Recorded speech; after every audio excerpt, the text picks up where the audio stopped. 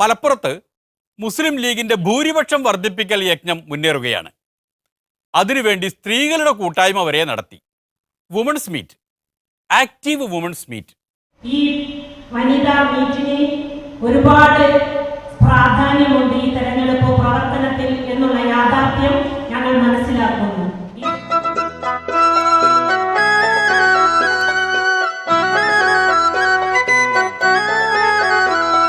മതേതര മുന്നേറ്റം രാജ്യത്തുണ്ടാകണം. ഞാനതാണ് UPA തെരഞ്ഞെടുപ്പിന് ഫലം പറഞ്ഞത്. 60% വോട്ട് കിട്ടിയ പാർട്ടികൾ പുറത്തു നിൽക്കുമ്പോൾ 40% വോട്ട് കിട്ടിയ ആളുകൾ ഭരിക്കുന്നു. ഇത് നൽകുന്ന സന്ദേശം എന്താണ്?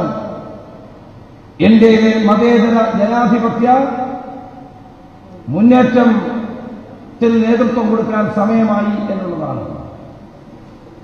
മതേതര വിശ്വാസികളായ മുഴുവൻ പാർട്ടികളും വ്യക്തികളും സംഘടനകളും ഒരുമിച്ച് നിന്നുകൊണ്ട് നരേന്ദ്രമോദിയുടെ ഫാസിസ്റ്റ് ശൈലിക്കെതിരായി അണിനിരക്കണം എന്നുള്ളതാണ്.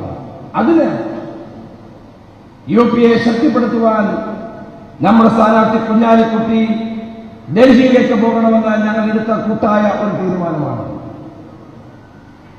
അതുകൊണ്ടാണ് ആ ദൗത്യം അദ്ദേഹത്തെ UDF-ഉം മുസ്ലിം ലീഗും ഏൽപ്പിച്ചിട്ടുള്ളത്.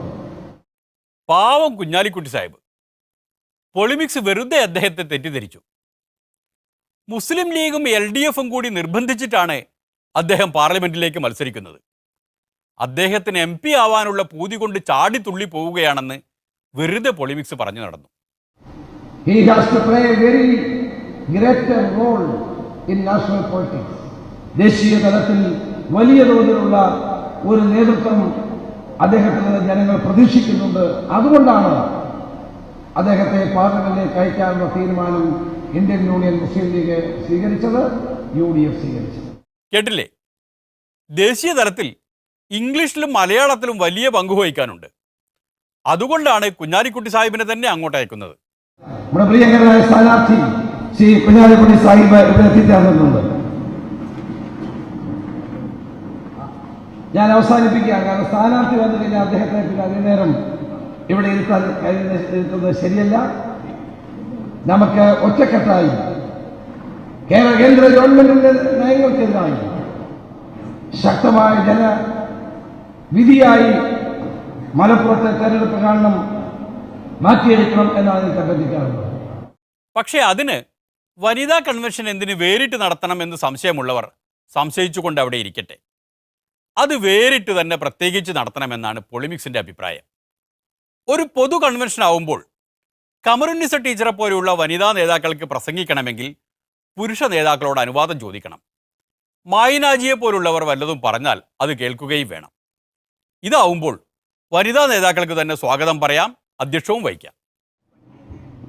അടുത്തതായി നമ്മൾ സംസാരിക്കുന്നത് നമ്മുടെ പ്രിയങ്കരനായ സ്ഥാനാർത്ഥി PK കുഞ്ഞാലിക്കുട്ടി സാഹിബ്.